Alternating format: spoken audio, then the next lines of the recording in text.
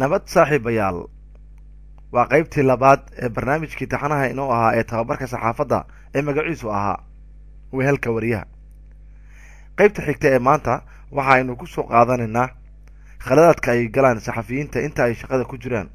khaladaadkaasi oo ah kuwo si sahlan loo sixi karo. waxaa ka mid ah khaladaadka luqadda, waar akhrinta, waqtiga, tirooyinka xilliyada la sameynayo, iyo weliba higaadaha iyo qoraalka oo khaladada ay ka dhacaan. maahan in lagu muransan yahay in saxaafadda soomaaliyeed ee uu hormuudka u yahay raadiyuhu ay buuxiyeen doorkii saxaafadeed ee looga fadhiyey dowlad shaqaynaysa. waxaa markaasi saxaafaddu ay gaartay inta badan dalka soomaaliya, magaalo weyn, degmo, tuulo, xataa miyi, waxaana la gaarsiiyey akhbaaraadka maalin walba dhacaya. taasi waa horumar weyn oo saxaafaddu ku tilaabsato.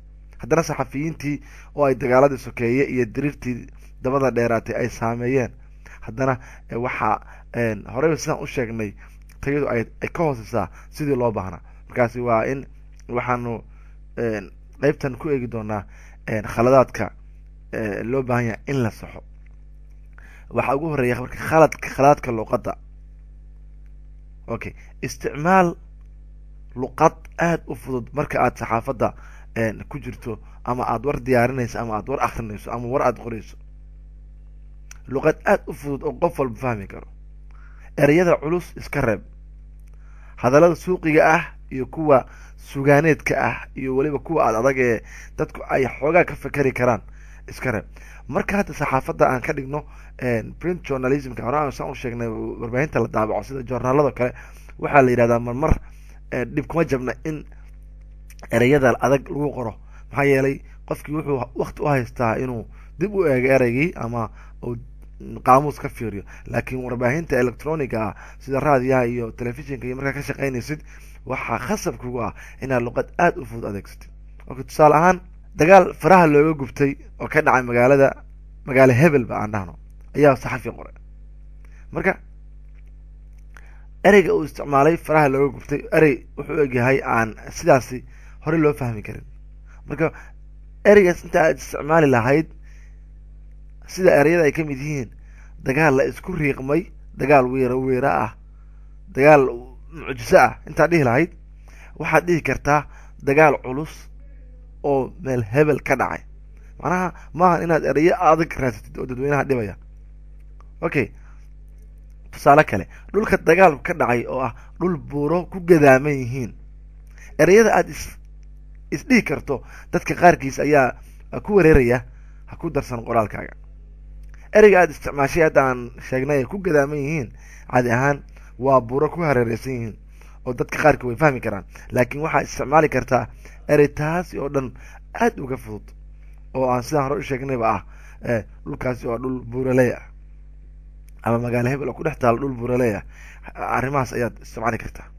okay, khaladaadka akrinta, war akrinta. horta ceeb maahan, balse waaba ammaan in saxafigu uu dhowr goor isha mariyo qodobka warka ee uu akrinayo. saxafi waxaa tahay heer sare ah oo in badan soo shaqeeyey oo khibrad leh, laakiin markaa uma baahna inaan akriyo warqadii oo dib u jeegareeyo ama fiiriyo si aan hadhow khalad u gelin.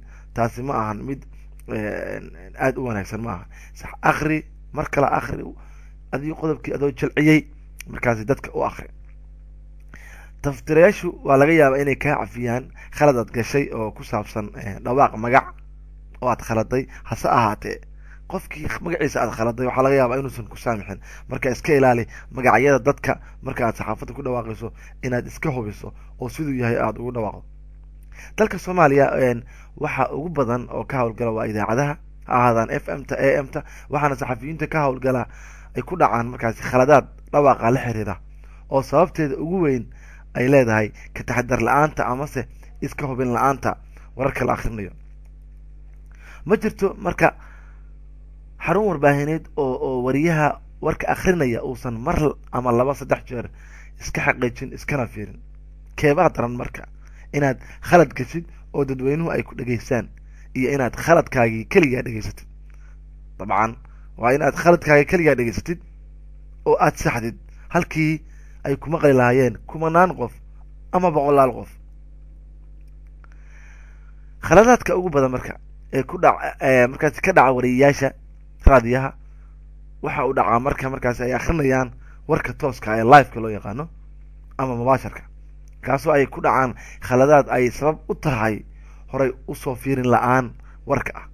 maahan in wariyuhu warqadii uu warka ka akrin lahaa ama qalabkii kale ee warka ka akrin lahaa sida kombiyuutaradii iyo markaas ugu horeyso, maahan keliya marka uu warka bilaabayo inuu indhaha marmariyo, maahan. iska tijaabi waxaa meesha ku qoran. waxaad dhici kartaa in qof kale kuu qoray. haddii qof kale kuu qoray markaas waxa aada u adag inaad fahantid qof kale waxa uu qoray. tii adigu aad qortay laftirkeeda si aada u akri. ha ka xishoonin inaad qoraalka iska saxdo haddii aad tahay saxafi khibrad leh, xataa kaama reebana inaad warka saxdo. qodobka saddex aan ka hadlayno xiga waxaa weeye khaladaadka waqtiga. warbaahinta waqtiga ay hawada soo geli jirtay kadib dhacda. warbaahinta xilligii ay ka bixi lahayd kadib dhacda. warbaahinta waqti dheer ku darsato xilligii shaqada ay ku jiri lahayd. arrimahaasi oo dhan waa arrimo aada ugu culus saxaafadda oon loo baahnayn in lagu sii jiro ama macnaha ay muhiim tahay in laga feejignaado. ceeb kuma jibna in warbaahintu hawada ay ku jirto 1 saac ama ay ku jirto 24 saacba.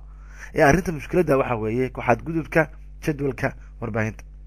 dadweynuhu waxa ay la qabsan og yihiin jadwalka idaacadi ama telefishin ay dhageystayaasha u dejiyeen. markaas weliga allaha ku adkow jadwalkaasi inaad ku taagnaatid. haddii aad tahay tafaftire, haddii aad tahay maamulo idaacadeed ama telefishin ama ajo wax walba, dadka waqtigii aad ugu talageli jirtay hawada u soo gal ugana bax.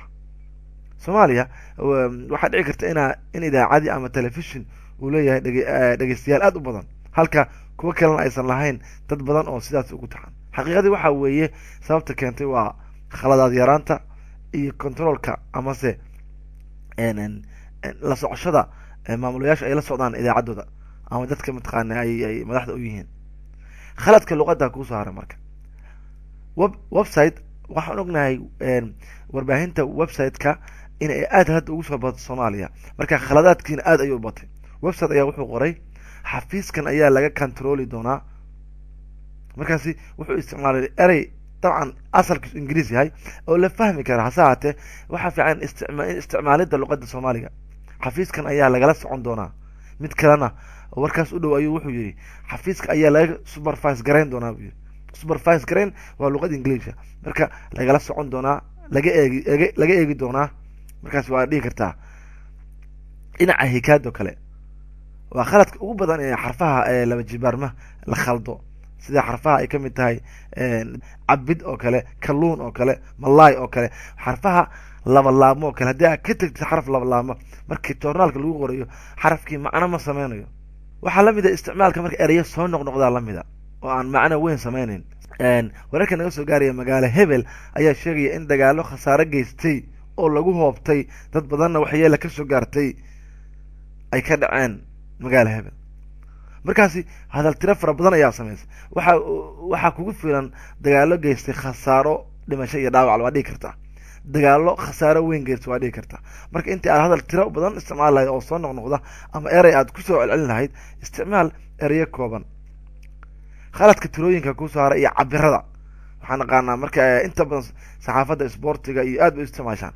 saxafi idaacad warka akrinaya ayaa mar wuxuu yidhi orodyahanka caanka ah ee reer Ethiopia Haile Gebrselassie ayaa jebiyey rikoorkii 5,000 ee kilomitir buu yidhi. waxa uu isagu ka rabay 5,000 oo mitir. marka waa inaad maskaxda ku haysid halkii kilomitir inuu yahay 1,000 mitir. waxaa la mid ah cabirada kale sida halkii kilogram inuu yahay 1,000 gram. markaasi iska ilaali meelaha khatarta ah. arrimaha kale ee sixidda u baahanna waa ay badan yihiin. saxafi warar cayaar ku saabsan akhrinaya ayaa waxa uu yidhi kooxda Arsenal ayaa ciyaaryahan cusub ku soo gadatay lacag gaaraysa 8 bilyan oo dollar. marka waxaa iska cad in uu ka rabay 8 milyan inuu ka rabay. 8 milyan ciyaaryahan oo lagu gataa, laakiin 8 bilyan waxa lagu gataa xataa laguma gato garoomo iyo mataqaanaa wax walba laguma gato. marka waa bilyanka iyo milyanka farqiga u dhaxeeyana waa inaad ogaatid oo arrimahaasi xasaasiga oo khatarta keeni kara oo adiga xataa dhibaato ku geysan kara waa inaad ka taxadirtid. waa tahay saaxiibayaal wehelka wariyaha oo ahaa barnaamijkii tababarka saxaafadda qaybtii labaad ee aanu maanta uga hadlaynay khaladaadka saxafiyiintu ay galaan xilliyada shaqada oo ay ka mid tahay khaladaadka luqadda war akhrinta waqtiga iyo tirooyinka. intaasi ayaynu kusoo gabagabeynaynaa. la socda qaybaha xiga ee tababarka wehelka wariyaha.